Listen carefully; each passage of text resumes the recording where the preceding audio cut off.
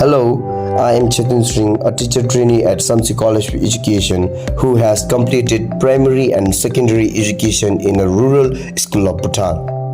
Imagine a student in a remote village school struggling to speak English confidently. That's common, but communicative language teaching or CLT can change that. In this video, I will explain CLT's core ideas and how it works effectively in our classrooms with justification based on real needs of students.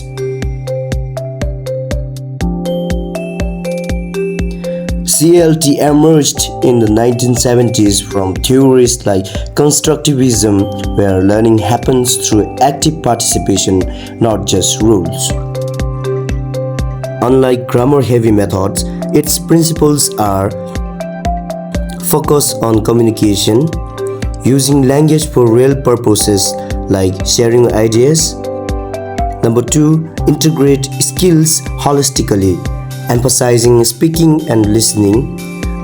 Number 3, using authentic materials like local news or conversations. And lastly, teacher as guide, letting students experiment and learn from errors. This enhances communicative competence, enabling learners to use English meaningfully rather than merely achieving test scores.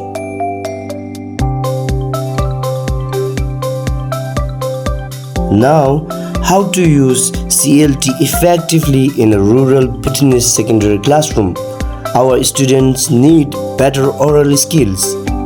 Evidences show low proficiency, with rural kids having smaller vocabularies and less exposure than urban ones, per studies on Bhutanese education. Traditional rote teaching makes it worse, as reports note passive learning and comprehension struggles in English medium classes. Now, let's go with examples of application of CLT in the classroom.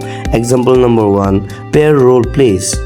For a grade 9 class, students role-play greeting a tourist visiting a village homestay using phrases such as "Welcome to our farm." As a teacher, provide brief prompts but allow for improvisation to encourage natural interaction. Rural students often lack authentic speaking practice. This low-cost activity builds fluency without requiring special materials. Evidence from teacher surveys highlights strong oral communication needs. Students view speaking as essential for future employment. Moreover, communicative language teaching (CLT) principles show that interactive tasks reduce shyness and improve participation where traditional textbook-based methods fall short. Example number 2, group discussions on local topics. Students discuss how climate change affects our farms. Initially, allow a Dzongkha English mix to support comprehension, gradually transitioning to full English sharing. This activity aligns with multilingual classroom realities. Research indicates rural-urban disparities in spoken English due to limited exposure. CLT encourages collaboration, which enhances vocabulary retention and active engagement.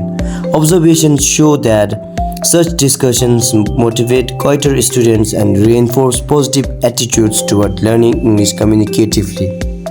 Example number 3, information gap games. One student describes a Bhutanese festival while other asks questions to plan their attendance.